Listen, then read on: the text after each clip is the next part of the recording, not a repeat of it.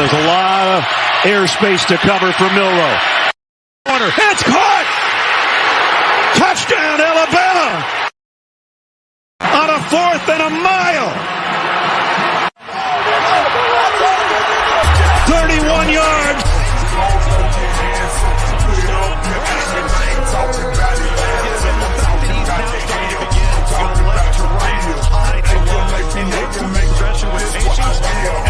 Alabama, while I was born, Alabama, where I'm from. Don't throw your hands up, put it up, your aim. I ain't talking about Atlanta, I'm talking about the hell. I'm talking about the deal. A-L-A-B-A-M-A, this what I live. Alabama, while I was born, Alabama, where I'm from. We've been waiting. And Alabama is the team that we are going to cover today. What's going on, everybody? Christian Ballard with Ballard Sports Media. Hope everyone's having a great week so far. You're watching this on a Friday, but I'm so excited for this matchup with Alabama taking on the USF Bulls of South Florida this week, 6 p.m. Central Time, kickoff at Bryant-Denny Stadium. There's a lot to talk about with this game. There's a lot of pregame activities. I'm really excited because for me, this will be my first Alabama game with my mom and dad. Something very special. I told you guys a little bit. If some of you have probably heard that I got my mom Iron Bowl tickets for Mother's Day, we'll also be going to that game. Just me and her. But for this being a special game this year, just being the first one with my parents, they've been to several. I went with Millis and X-Wing on YouTube, of course, YouTubers, Alabama fans, to the 2022 Vanderbilt game, and it was incredible. I had a blast. I hate going to football games alone. I tried to handle A-Day this year. I couldn't do it. Could not find Ramajama Taylor. I love you, buddy, but hopefully we shoot for next year. Maybe actually go to a regular season game or something. We'll hang out and go to a game, man.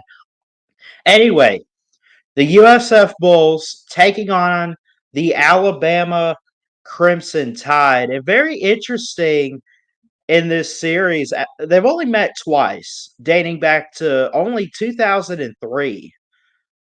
Last year they met. Alabama leads 2-0 all time. All-time series lead 2-0. They've only met twice. You could say they own South Florida based on that, but it's only 2 wins, and only one was from Nick Saban's tenure. The other was back in 2003. I have no idea what the score was, but I know they had met, and they had met at Bryant-Denny Stadium, so they've played on this field before together. And then last year, 17-3. We could talk all about how Jalen Milroe got benched. Tyler Buckner came in. He's now at Notre Dame as a wide receiver. He changed positions. We could talk all about that. If you think South Florida is going to come into this game and give Alabama a run for their money, okay, you could definitely make a case for it. But both of these teams looked amazing last week. South Florida coming off a 48-3 victory against Bethune-Cookman at home. And then Alabama, of course, 63-0 over Western Kentucky at home just this past Saturday. I'm recording this on Labor Day. Hope everyone's having a great Labor Day and get to have great barbecue, fun times with friends and family, all that stuff. Don't forget, well, it's irrelevant because you'll watch this on Friday, but yes, Monday night stream for Boston College and FSU, who lost to Georgia Tech in week 0. Anyway, getting to this game, interesting that Alabama comes in favored by 31. I don't look. I have no idea. Actually, I can pull this up. I want to see because they only won by 14 points, 17-3 last year. and they were coming off a Texas loss. Jalen Milroe gets benched. The highest leading passer was Ty Simpson against South Florida on the road last year with only 73 yards. That's how bad it was in this game for Alabama and USF. And when you look at the spread of that game, Alabama was favored by 34 and a half. They didn't come close to covering it at Raymond James Stadium. The over-under was 60 and a half. If you had taken the under on that, you won a lot of money for real. And in that game, John Cannon for the Bulls hit a 44-yarder. They led 3-0 in the first quarter. Alabama hit a field goal with Will Reichard from 30 yards in the second quarter. Roydell Williams had a 1-yard rush, and Ty Simpson had a 1-yard rush to put the game away late with 33 seconds against South Florida, again, at Raymond James Stadium last year. And interesting that, Alabama was 5 of 15. They couldn't convert the third downs but 5 times. USF, same thing, 5 times. They attempted 17. Bama didn't have to go for it on fourth down. They had some fourth downs, but they either kicked a field goal or gave up a punt. USF kept trying on fourth down. They had 6 attempts and converted twice. Alabama still had a 310-yard game. That's not bad. It's not bad in terms of on paper and the end result. What's bad is how many times was Alabama able to score in this game? And it only looked bad because it was South Florida. No disrespect to South Florida. I love South Florida. From the Tampa area, love the Bulls. Got a lot of people down in Florida I love and respect that I think went to South Florida and are Bulls fans. So I am pulling for this team all the way this year and always. Unless you play my Alabama Crimson Tide, of course. But when you look at this game, it's, I look at this and I say this is a different Alabama team. Could they struggle in this game? Possibly. Could USF do something? I don't think they pull an upset. I really don't. I think that you're going to see Alabama not take their foot off the gas in this game. They're going to score at will. They're going to convert on third down. They're not going to have those third and long situations unless they do have some mishaps and miscues. Anything's possible in an early game with a new head coach and Kalen DeBoer. They could mess up. They had a miscue or two against Western Kentucky. You just didn't really see it too much. But yeah, they had a penalty or so, and it's going to happen in this game. You're not going to have a perfect game. Alabama does have a 97% chance to win the game, leaving USF with only a 2.3% chance to win the game. Let me go ahead and pull this up here, and we will look at it together. And look, I got of course, a circle around my camera here. I love all the updates from StreamYard. This looks nice. Anyway, focus on this game. Love the running back, Kelly Joyner. 14 carries last week, 2 rushing touchdowns. Carried for 78 yards. Compare that to Justice Haynes with only 4 carries for 102 yards and a touchdown. Who did better there? Because Justice Haynes had a lot more yardage off 4 carries and had a touchdown. But Joyner, he had 2 touchdowns, and it is always about scoring, right? Either way, both teams have really good running backs there. You got Abdul Rahman Yassin, if I'm pronouncing all of that correctly, is their lead receiver with 5 receptions for 73 yards. And then Ryan Williams for the Crimson Tide, 2 receptions, 139 yards and 2 touchdowns. He balled out. And outside of Ryan Williams, Caleb Odom looked pretty good. No touchdowns for him, but he did have 23 yards off 2 catches. Kobe Prentice looked amazing. 3 receptions for 43 yards. It was incredible. I don't want to base Alabama off Western Kentucky, though. I also don't want to base them off USF. I think that going to Wisconsin next week, we'll talk more about that next Friday. As Alabama goes to a big noon kickoff game in Madison, we'll talk about it. But those are going to be games that, and then they play Georgia at home on September 28th. Those are going to be the games that you want to see Kalen DeBoer be explosive with his offense, handle pressure in his face. They're going to get that test from Georgia. They may get a test from Wisconsin. I haven't looked into Wisconsin yet. Again, we'll look at them next week.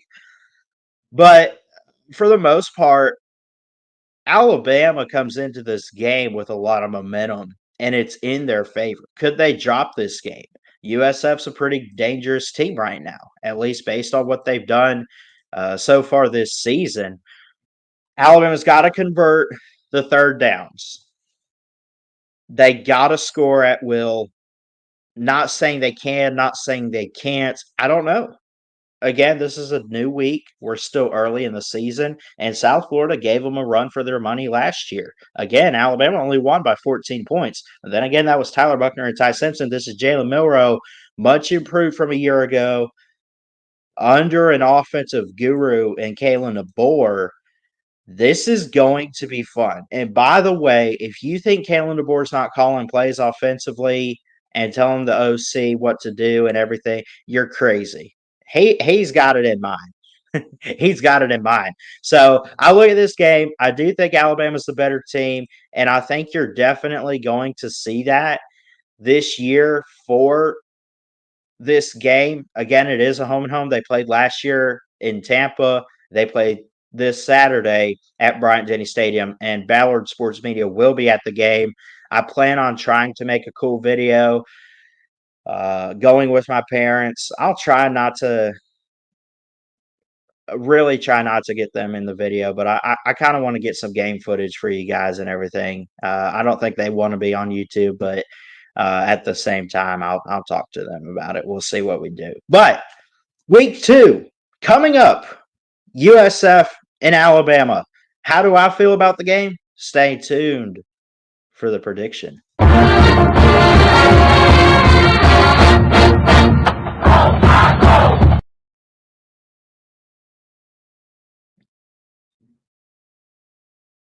All right, we look at this game for USF and Alabama. 17-3 last year. This is a different USF team. This is also a different Alabama team. Both teams 1-0 to start the season. Anything could happen early on in that first month, first 6 weeks or so in college football. Then you start to be kind of predictable with like, oh, well, we've seen what this team can do, and we know they're not going to win this game or that game or whatever, right? I also believe in any given Saturday. Can Alabama win this game? Absolutely. Can USF win this game? Not likely, but it's not impossible for them. I would say you favor Alabama, obviously. And again, I mentioned that spread, 31 points. Does Ballard have them covering that 31-point spread? Well, yeah. Well, I don't know. No, I don't. I got them off by a touchdown. Got them off by a touchdown. They're favored by 31. Again, they lead the series 2-0 all time. I'm going to say 41-17 for my score prediction.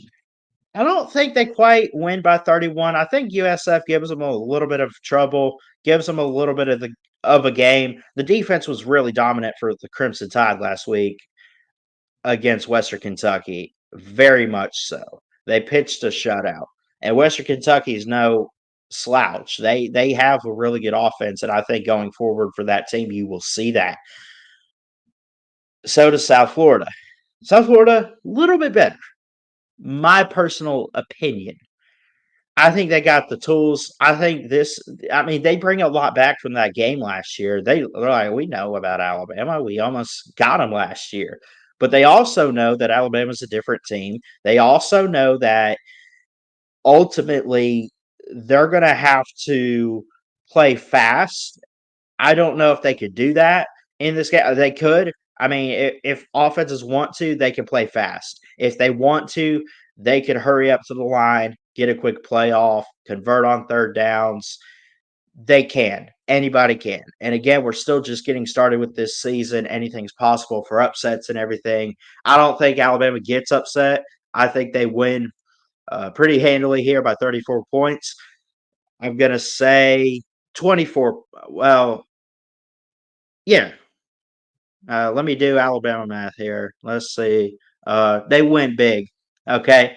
And they'll get it done. I mean, that's a 24-point deficit there for this game, that I have. And again, so I basically, I don't have them covering. I got them, again, off by a touchdown. 31-point spread, I got them by 24. 97.7 counted a 98% chance to win for Alabama. It is a night game under the lights at Bryant-Denny, 6 p.m. Central kickoff. Should be 76 degrees if you're going to the game like me. And dress appropriately, I guess. Like, don't, you don't have to layer up or anything. It's not November yet. It's not cold in Alabama quite yet. We are in September, Labor Day weekend here. Next weekend, week 2, it's going to be a showdown with the Crimson Tide and the Bulls. We'll see you next time. Ballard Sports Media, checking out. I love all of you. God bless, and we'll see you soon. Roll Tide. Roll Tide! But there's a lot of airspace to cover for Milroe. Corner. It's caught! Touchdown, Alabama!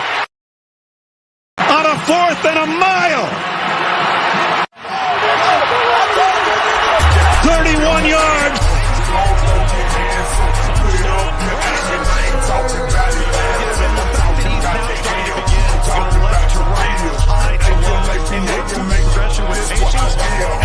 Alabama, while I was born, Alabama, where I'm going. Don't throw your hands up, put up your hand. I ain't talking about Atlanta, I'm talking about the ham. I'm talking about the deal. A-L-A-B-A-M-A, this what I live. Alabama, while I was born, Alabama, where I'm from. We've been waiting.